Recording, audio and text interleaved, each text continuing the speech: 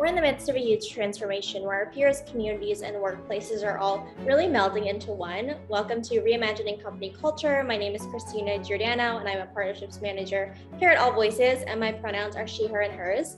Today, I'm excited to welcome up our next guest onto the interview series, Jevan Soo. He is the former Chief People Officer at Stitch Fix. How's your day going? I'm doing great. Thanks for having me, Christina.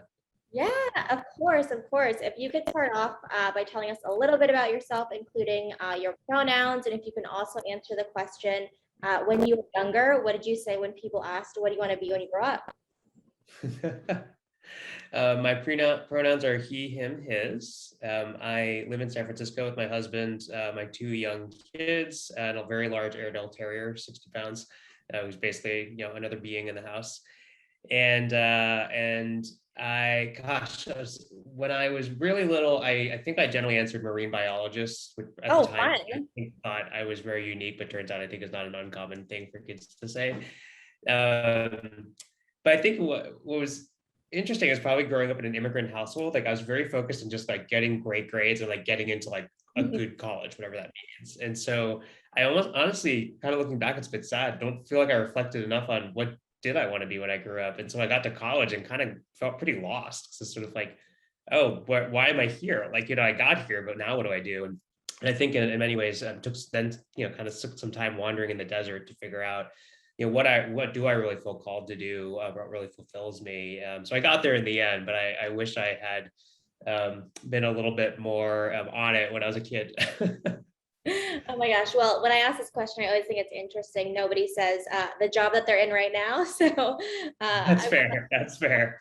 I want to kind of go back through that journey and ask like how your personal experiences really led you up into that point. I know you just finished off your time at Stitch Fix, but how you kind of really got to be the chief people officer there and lead the people function at such a high growth company.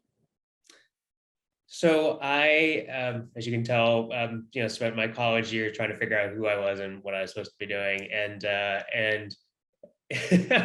as I was approaching college graduation, sort of said, okay, I have maybe a little bit more idea, but not a ton, right? And I was surrounded by people who were doing pre-med and pre-law and very focused on this is a path, and I didn't have a path.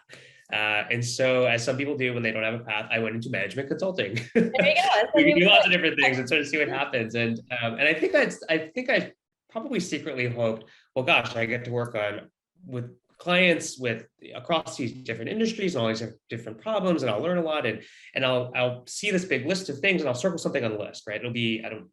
I'll become a marketing strategist for this kind of consumer brand, or I'll be this kind of operations person, and so on.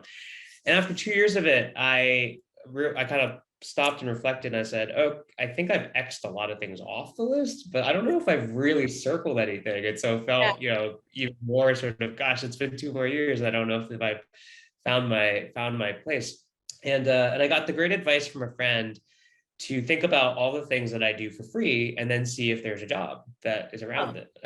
And not to date myself, but this is well before the gig economy, and so on. So I couldn't kind of construct it through something like, very freelance. And I had to get a full-time job.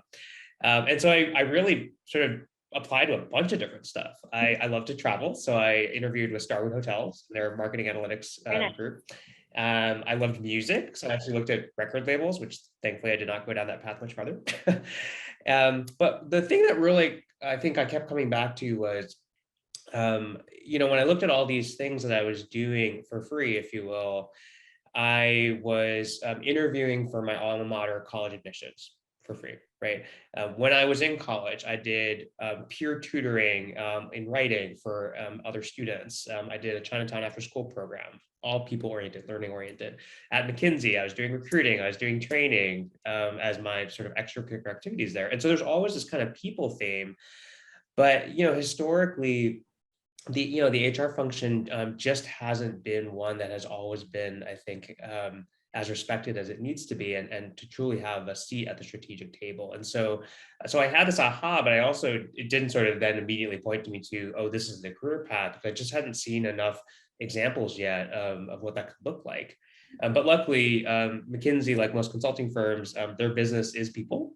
Yep. And so if you want to explore it, it's actually a good place to check it, kind of try it out. And so I did what was meant to just be a one-year rotation into their kind of recruiting strategy group. And at the time, and I apologize to any of you who have interviewed with McKinsey since then, but McKinsey completely reinvented how they hire consultants. So they changed the hiring rubric. They introduced all these different new assessment techniques. We completely changed how we rate case studies. So I apologize, the famous case studies. Some of you may have gone through cases that my team developed.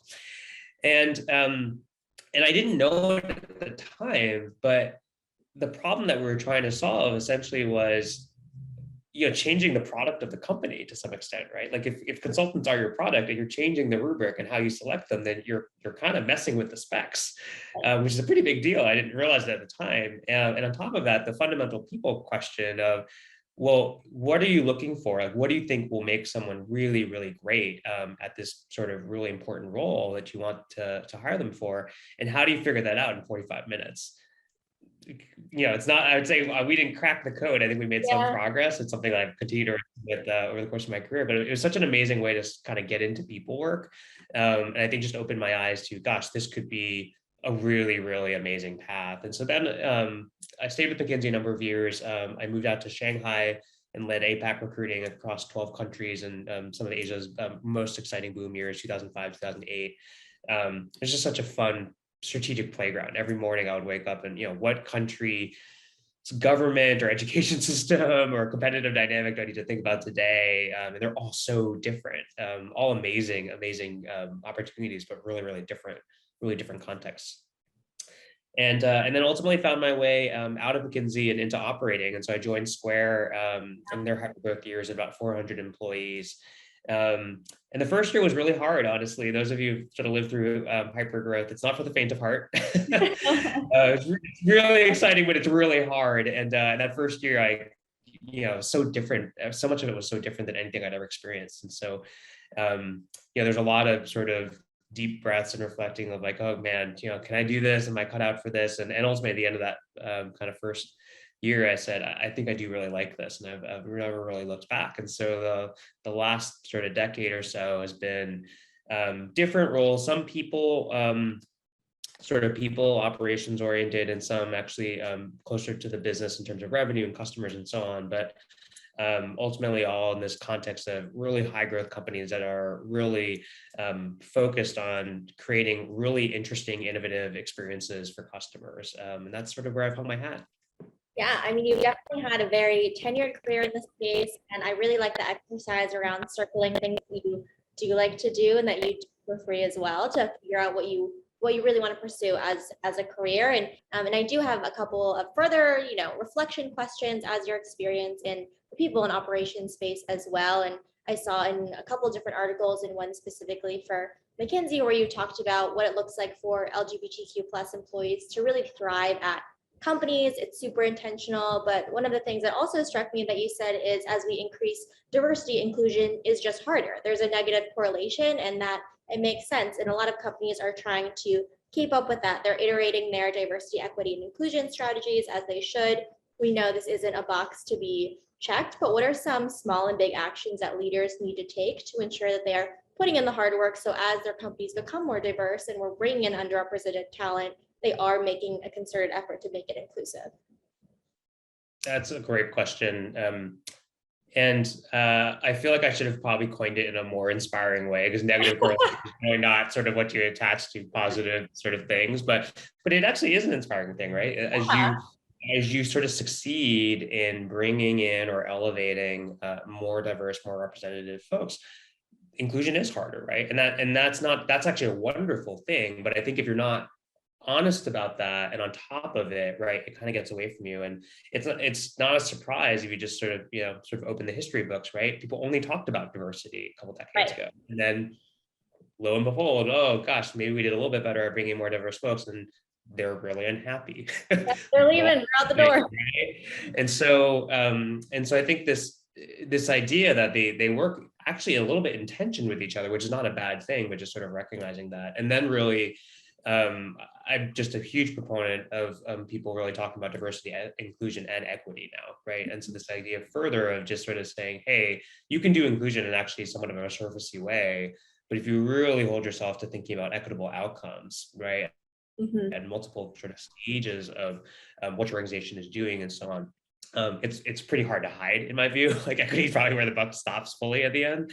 Um, and so I think some of the things that leaders can do, the first thing I would say is, I think just recognizing that we all are on some journey in this work, right? And in my view, actually, the most dangerous leadership mindset is to think that you have got it all, like you figured it out, like, oh, I've been through X workshops, or I've been through X trainings, or I know all the lingo, et cetera. Like I'm good. It's all the other leaders that like need to sort of wake up, right?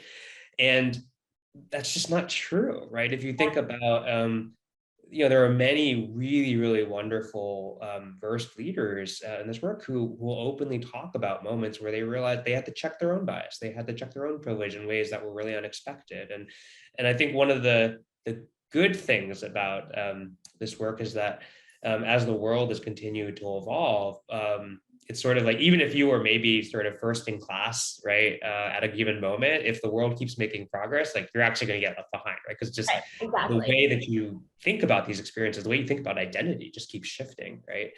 So the first thing I think is just sort of making sure that you have that mindset, right? That you have to have a growth mindset around this as a leader, and to in particular to make sure that you're reflecting on the specific moments that are most pivotal. And I think those are moments where you make key decisions about people, right? I give you from assigning work, clearly evaluations and promotions and so on, right?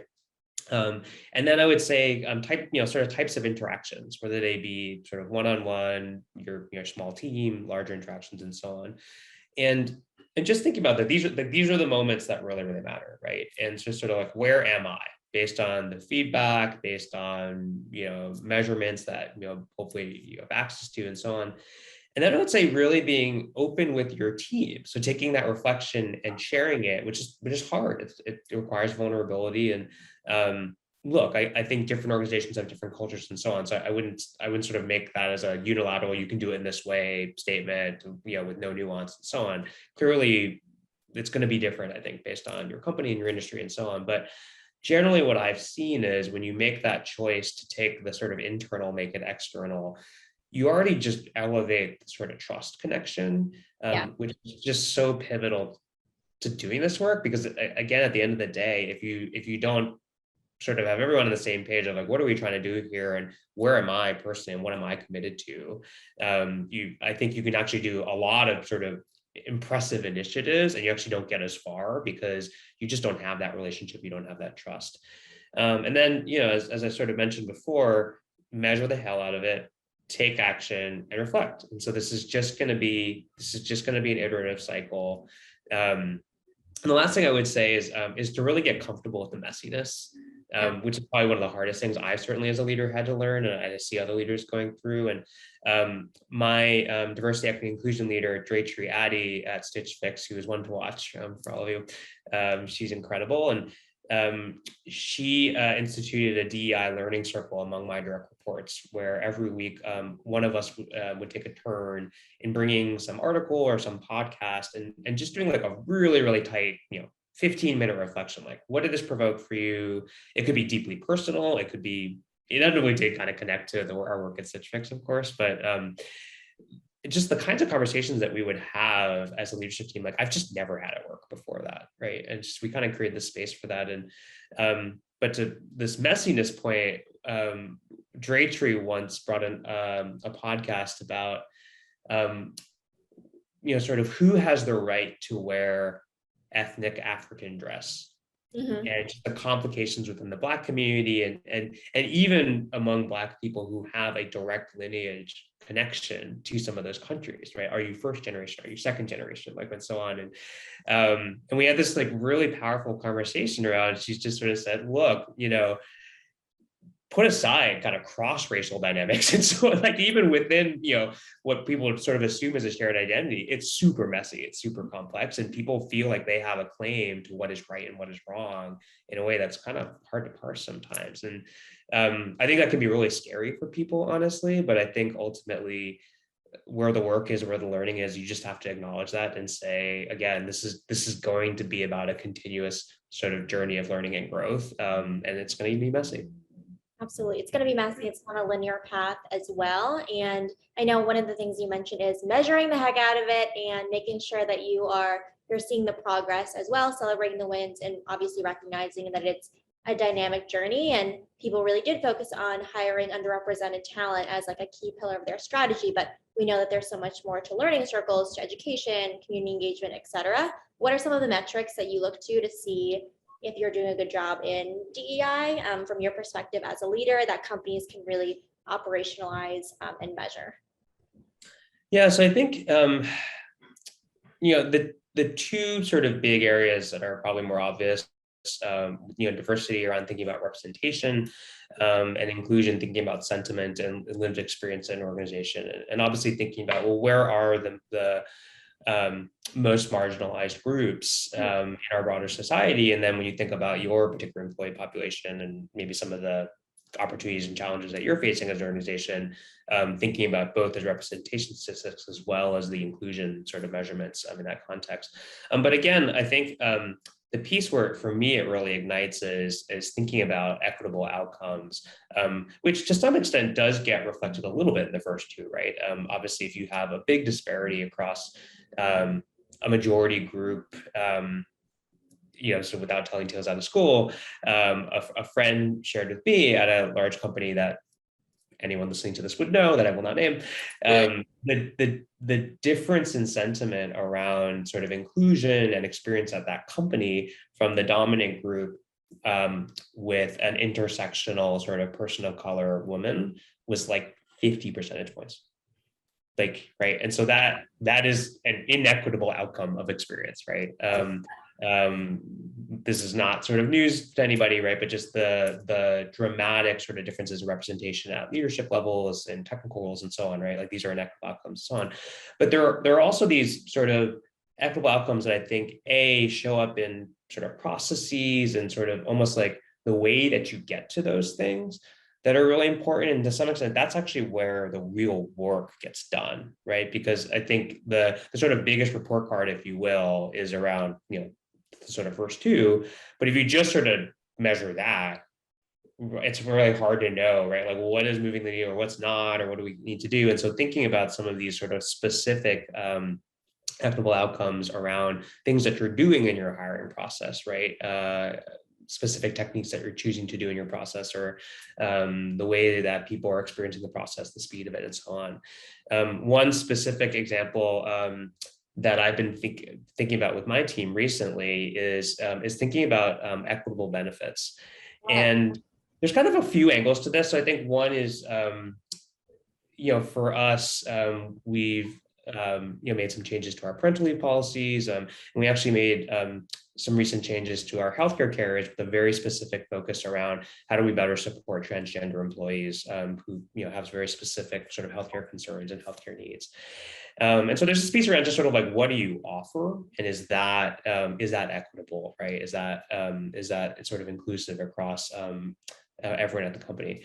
But one of the things that I've sort of become pretty interested in is kind of going a step further. And so just sort of furthering this benefits example, when you think about all the recent research around how systemic racism shows up in the American healthcare system, right? Differential access, differential experience in terms of what a doctor asks you, right?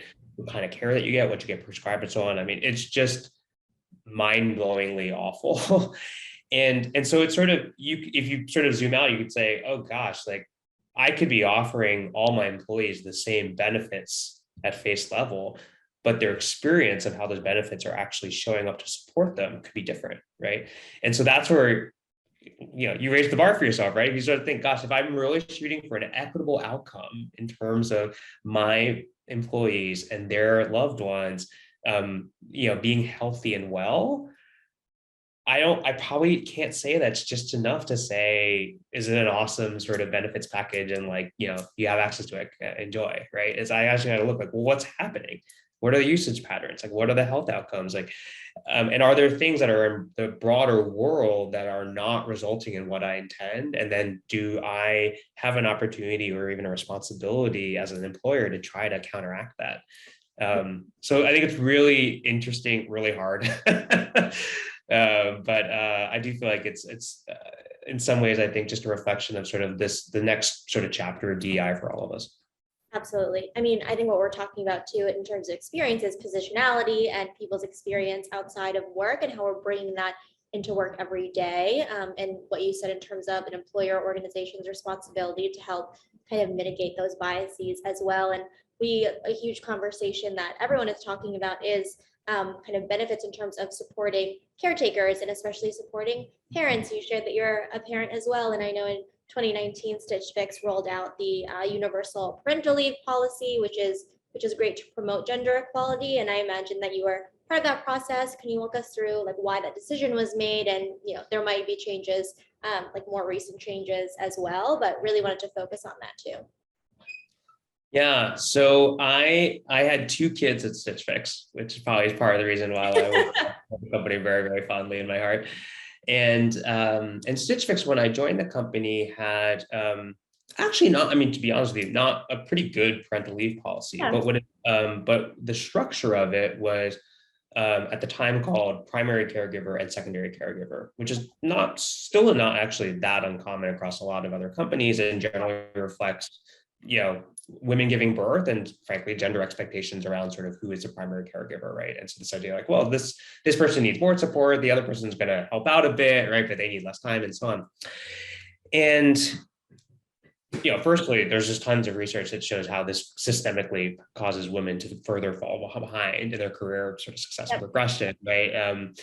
Which is interesting because it's kind of this vicious boomerang of actually wanting to be more supportive women, I would sort of argue at the sort of outset, but like there's a secondary effect that's like problematic.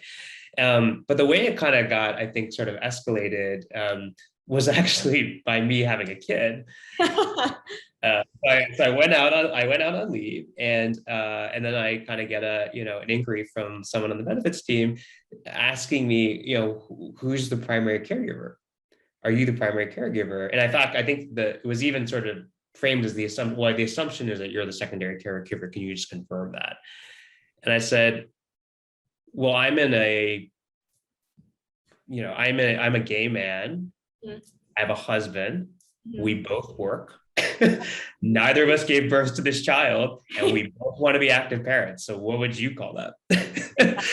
It was a really awkward conversation, and I think we both felt bad about it and so on. And ultimately there's like, well, I guess in that context, you're primary, right? And I was just sort of like, what does that even mean? What does that mean? What does that even mean, right? And so ultimately, I ended up sort of bringing it up to Katrina, and we sort of talked about it, and I said, I really think we have a duty to evolve this, because if you just and to be clear, not because I want more, parental leave, or I don't want to have. Of course. But because I really believe that this policy is actually contributing to disadvantaging women from sort of all this other research, right? And B, when you just think about families these days, I mean, what does it mean to become a parent, right? Whether it's through,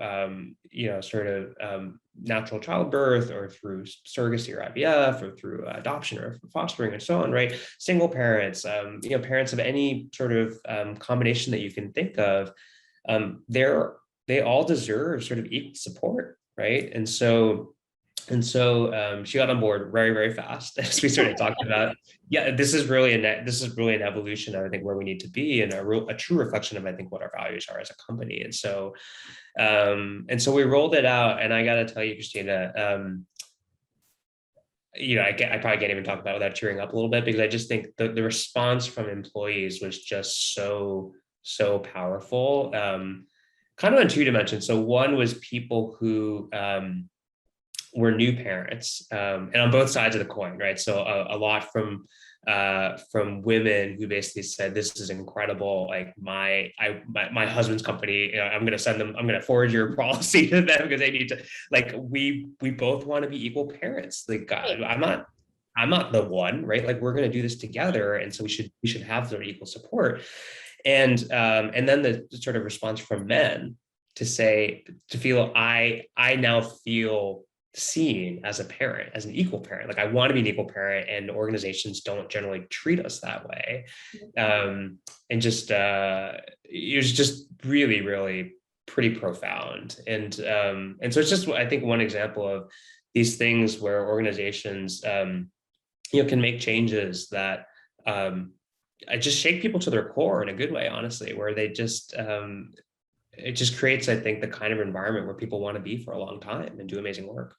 I mean, it sounds like an absolutely rewarding and a really impactful way to impact people on their day-to-day lives as well. And I think that it is like a testament to you and just like leading the charge and also taking the initiative to have that conversation, because it's an experience that other people were having as well. On the other side of the caretaking conversation too is we're talking about taking care of children. We now need to talk about adult children taking care of their parents and aging parents, and especially over this last year, sick family members or family friends. Do you think that we need to offer specific benefits or plans and different tangible ways to help caretakers as well for companies? I do, and I'm hugely glad that this has become such a major topic of discussion and that companies are really moving on it. It's interesting. I had a colleague once, several companies ago, who was a parent, and she also went through a significant sort of experience with cancer. And we're talking about the experience, and she said, I don't think our company is doing this that differently than other companies at the time, right? Sure. But it is just honestly astounding to me that if I were to have another baby next month, right, I would get this amount of time off, but I or my family is sort of struggling with this issue. Like it's just not sort of on the same place, right? And it was one of those moments that really sticks with you. And so one of the things I've talked about since with my teams is, we really want to be a company that is there in employees' best moments of life and their worst, right? And so, I think non-parental caregiver leave is a really big example of that. Bereavement leave, I think, is another example of that I think not enough companies have leaned into in the way that I would hope that they would. And so, you sort of want people to feel like, gosh, like, if I do have kids at this company, if I get married at this company or so on, right, like that's going to be seen as something wonderful. And the company is going to want to support me having the space and time in my life to celebrate that. But also if something really awful happens, that, the company will also create that space. And for me, not that, to be clear, not all my benefit strategy comes from personal experience, but I think it's helpful. It is helpful as a leader to just really, ensure that you're really thinking empathetically as possible. And so I was the primary caregiver for my father in his last sort of weeks of hospice care, and at the time I was at Square, and it was very sudden, and so I just had to drop everything and go home and take care of my dad, and I just sort of didn't even know what to tell my team and my boss and sort of the HR team there. And I was just kind of like, I don't know how this long this is going to go. Like, should I quit my job and you hire me? Or I was just like freaking out. And they said, just stop, like, go be with your family. Like, we'll figure it out. And so, again, is one of those moments where, they didn't actually have a policy at the time, right? They just did the thing that they thought was right and human. And that, I think, is another thing that has always been, since then, a litmus test for me with my teams, where it's hard, right? These policies can be complex and costly and all those good things. But at the end of the day, I just, sort of say, look, we may be a bigger company, so you don't have to feel this anymore, but you got to think about when you're saying no to somebody, or you're telling them, sort of the limits of how the company can support them, imagining them telling it to their face. Yeah. And like, will you be able to hold your head up high? Mm-hmm. Right. And not, even with these evolved policies, there's still some people who are pissed, right? So to be clear, it's not that you win but there are moments where I say, you know what, even in that moment, if they're disappointed, I can hold my head up high. Like, I think we are doing, a lot to lean in here to support people in an equitable way. And if that's not the case, then we got to push ourselves.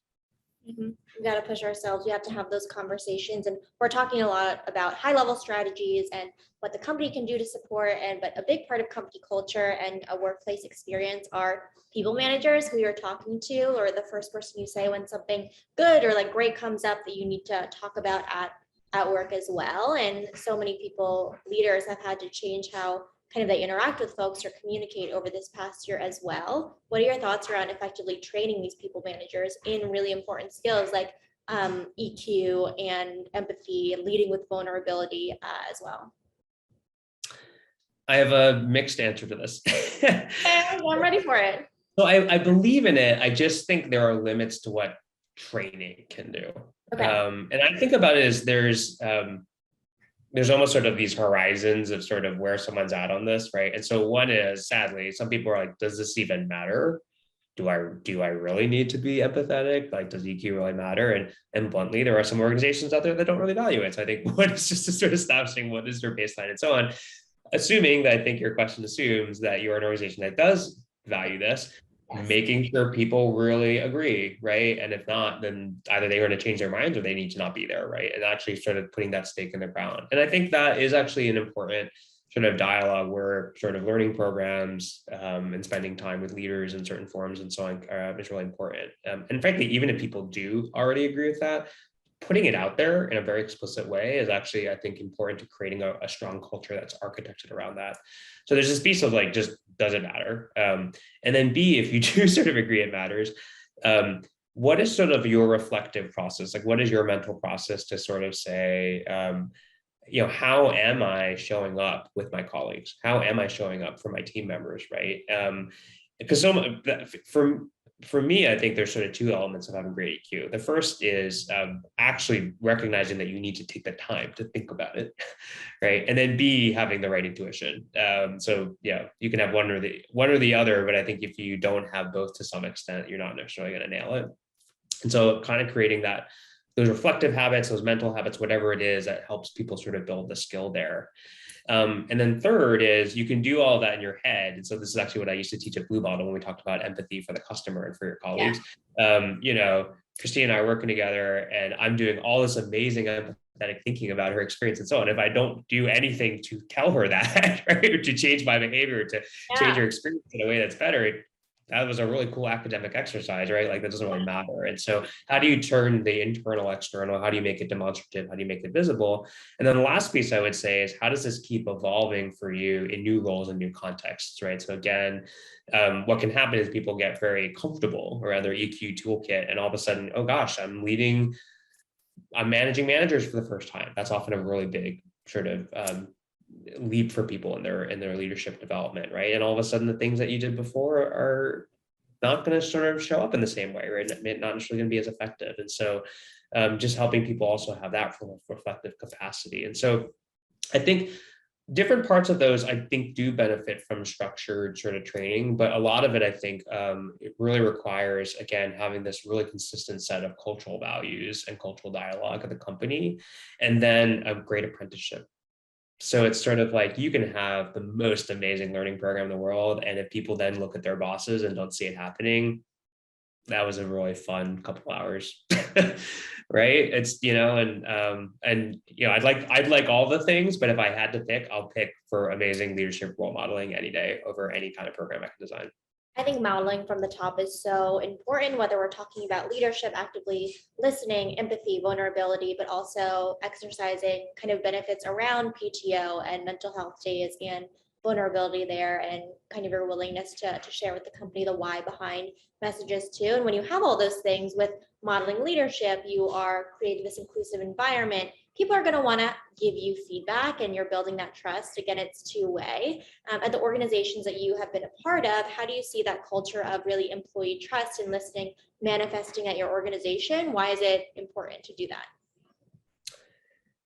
Yeah, it's really, really important. I think what's been interesting for me is seeing them manifest in such different ways in some of the organizations I've been part of. So at McKinsey, I think trust was when the firm was at its best, a really important part of the culture. But I think it showed up particularly around this culture of apprenticeship. And so McKinsey talked a lot about how this idea of sort of developing consulting is all around this kind of pyramidal sort of organizational model, and every level is really coaching the next level, and that's really where kind of the best success comes from.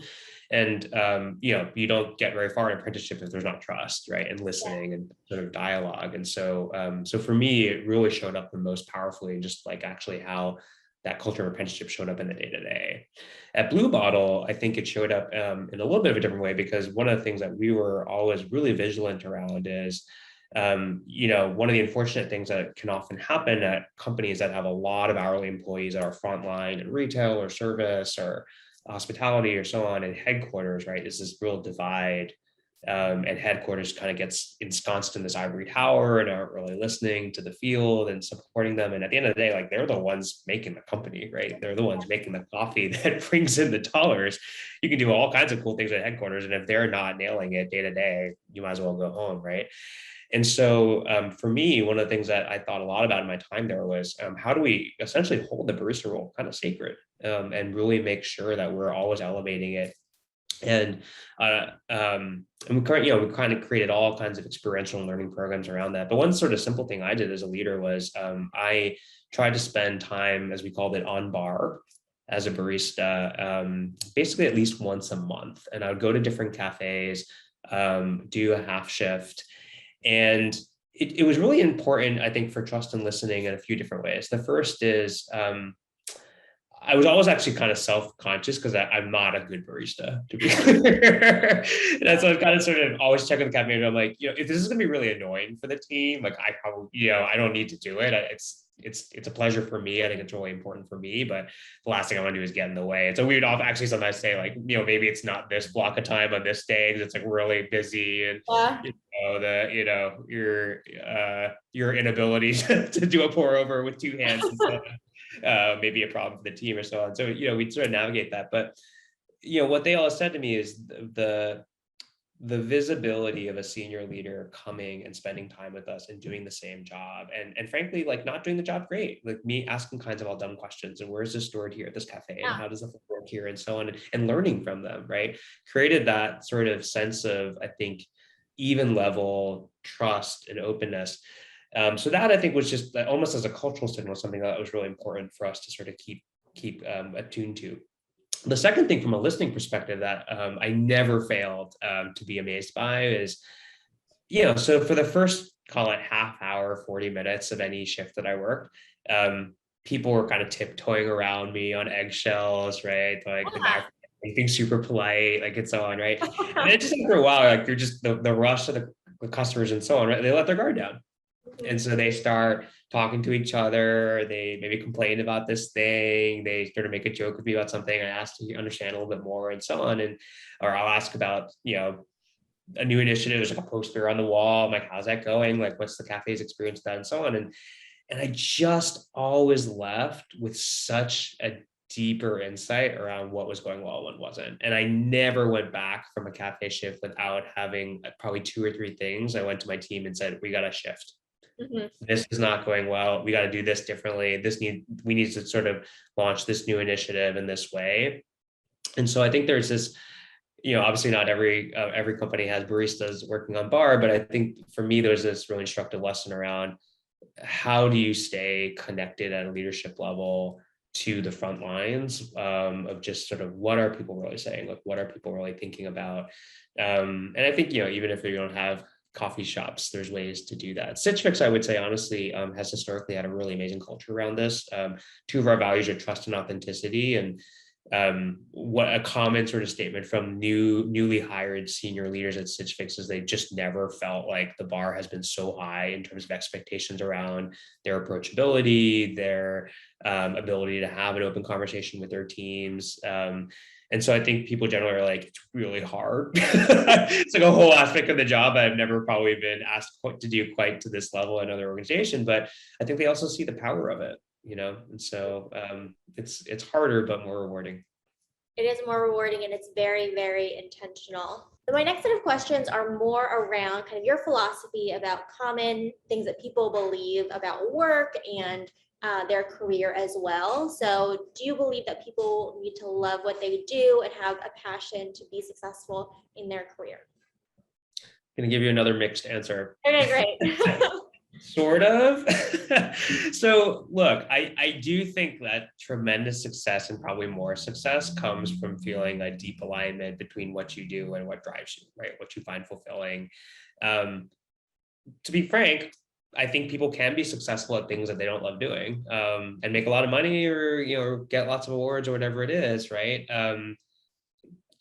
To at what point does that catch up to you? Does that sort of sap some discretionary energy and so on? Like, probably, right? But I don't think it's as binary as like either you sort of do the sort of passion calling and you succeed, or you are desperately unhappy and unsuccessful, right?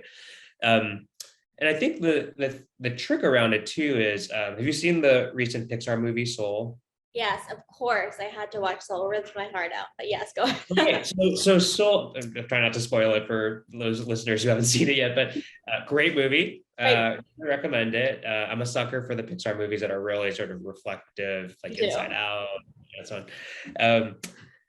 But one of the takeaways I took from Soul is that it really embodied this belief that I have, which is that it's not that you have this one career calling, and if you don't find it and live it and so on, like all is over, right? I do think that many of us have the capacity to do lots of amazing things that we actually find a lot of fulfillment in.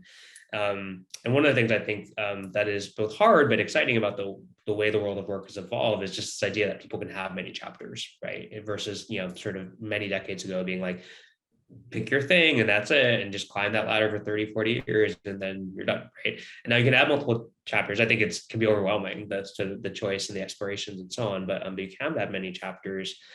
But I think the more important thing is to really reflect underneath those career choices. We're like, well, what is it about that job, or what is it about that work that really speaks to you? Because I think that, I do think if you're not really, really attuned to, can really, really trip you up. And so for me, I've ultimately found my home in kind of people and culture and people operations. But there are a few different sort of alternate universe careers I've thought pretty seriously about at different points in my life. And, they include psychologist, professor in sociology, organizational behavior, consumer marketing or brand strategist. So that's probably a little bit further afield than the first two. And actually, a fiction writer. And, they kind of run the gamut, but ultimately, as I sort of think about, well, what is it about those things that have always spoken to me across such a sort of wide range of jobs? It's that I just am fascinated by thinking about what makes other people tick.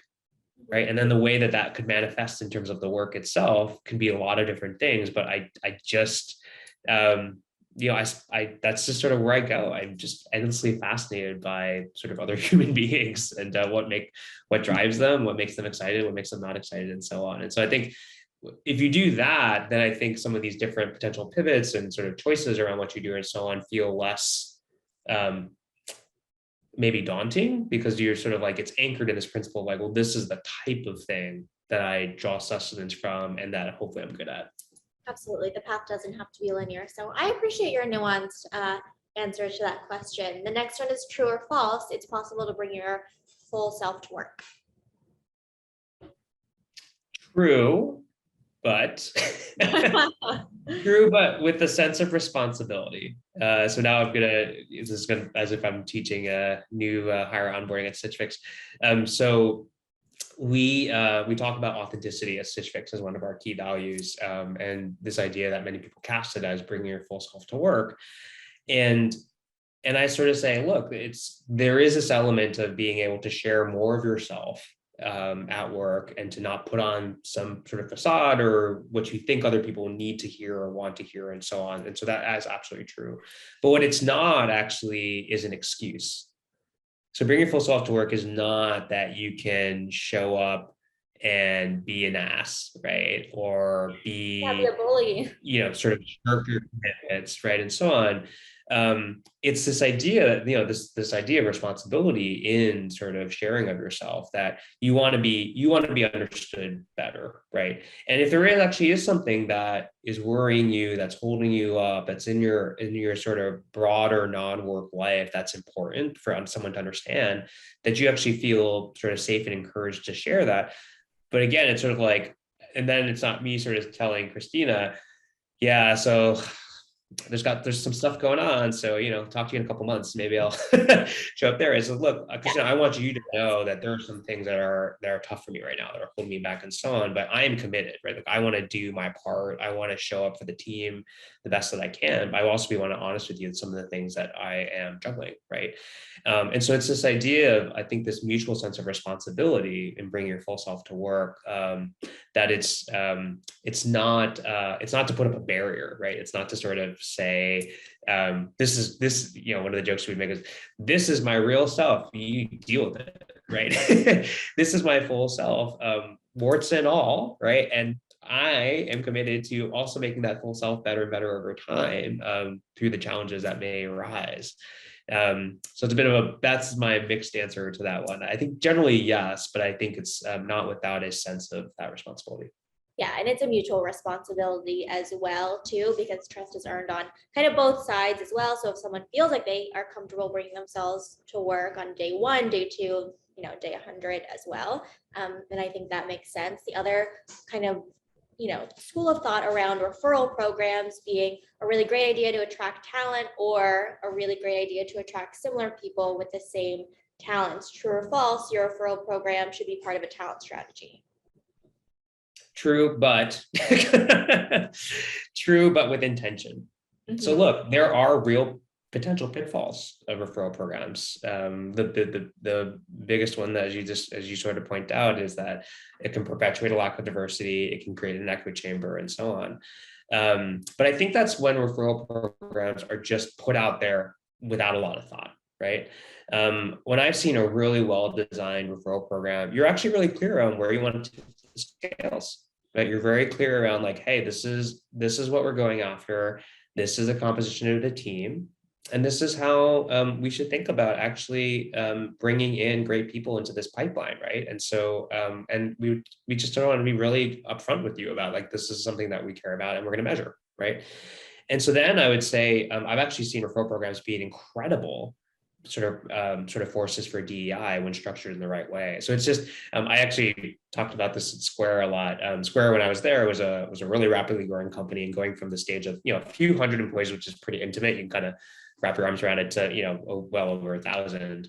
And so a lot of the early employees there, when they we're hearing about some of the things that we needed to put in place as we scaled as a company, right? They're like, oh gosh, like, we're going to become like that horrible big company or that horrible big company and so on. And one of the things I sort of talked about with them is, look, some of these structures and processes, they're like the force.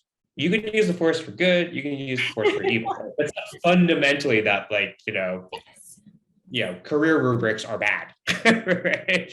They can be used very badly. They can be done very badly, right? But if the intention is this, how do we sort of realize the full possibility of what's good about them? And how do we be very conscientious about the dangers, right? And manage against them? And so I think referral programs are just like that.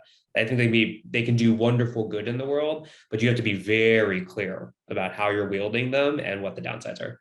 I mean, we've talked about intention in terms of diversity, equity, and inclusion, in terms of referral programs, in terms of your people and talent strategies. And sometimes people have the best intentions. And I do believe oftentimes people have the best intentions to help people and to really lift them up as well. But when we are navigating a new world of work and creating new systems, people are obviously going to make mistakes and own up to it and move on, but not necessarily at companies you worked at and, naming names, but what are some common mistakes you've seen people make in their kind of people or talent strategy?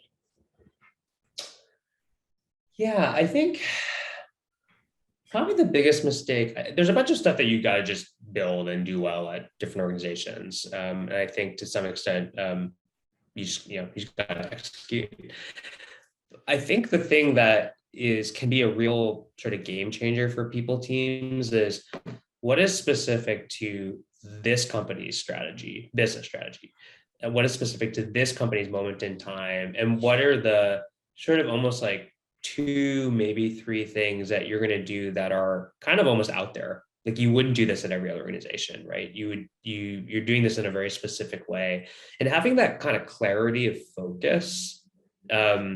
I just think lets you make different trade-offs, lets you invest differentially, because I think, again, at different companies, I've actually invested and built out my team in very different ways because of sort of, reflecting this question. And I think if you haven't taken the time to really think that through, and if you haven't taken the time to align your leadership team, particularly your CEO, around that, then you kind of end up spreading peanut butter across everything a bit. And I think you ultimately don't see the power and the results that is possible. And so I think that's really the key thing of sort of like what would actually have outsized impact in this, call it 1 to 2 years, and why, right? And I would actually go big versus kind of go okay on a bunch of different things. And to be clear, there's a bunch of stuff that will probably have to be table stakes that you have to work on and so on for sure. But there are usually a couple of things that you're like, let's really make our name on this, right? This is what resonates for our culture, or this is what will empower the business to really go fast and big, whatever it is. Exactly. And you can look at what industry and where you have employees in the world, what time period is in when you're creating these strategies as well. These are all contextual factors to kind of your big 3 rocks, if you will, to what you want to accomplish and really want to do well. And you just got to execute, like you said, and try it. Is there something that you're seeing in terms of the people space that people really need to hone in on and include in their strategies to be successful in the future, whether it's a trend or, just something that people need to include? Yeah, I think this is not a brand new trend, but I would say it's certainly intensified over the last 1.5 years. I just think the idea of what is a company's strategy or even responsibility around how to have a dialogue with employees around hard things that are happening around them in the world. It's just, I just sort of feel like we've gone through warp speed in the past 1.5 years around sort of what employees expect. I think one strategy, without casting aspersions, could be to just say we're not going to talk about anything, but I think it's hard to pull off, honestly, and I think the long-term effects will be hard. And so I think you do have to think it through, but it's a real challenge. Like, you can't really comment on everything all the time, right? And I've actually talked with a bunch of peers about this, of just this idea that sort of like, a direct statement from the CEO, an email from the CEO becomes this sort of holy grail of communication on any issue in the world. And it's just hard because just to execute that all the time, right? Just like kind of becomes physically impossible, and B, it kind of, those things kind of lose their power, right? And so you have to get comfortable with the messiness, right? Hard, messy decisions around, well, what would we actually speak out on and why, internally and externally?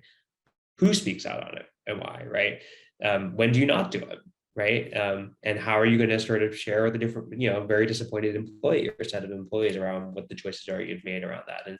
And but that's it's actually a lot of work that we spent a lot of time on in the past 6 or 12 months at Stitch Fix. And just, I think what we've sort of seen over and over again is this idea of creating clarity around, well, how do you make the decisions, and really making sure that people understand that.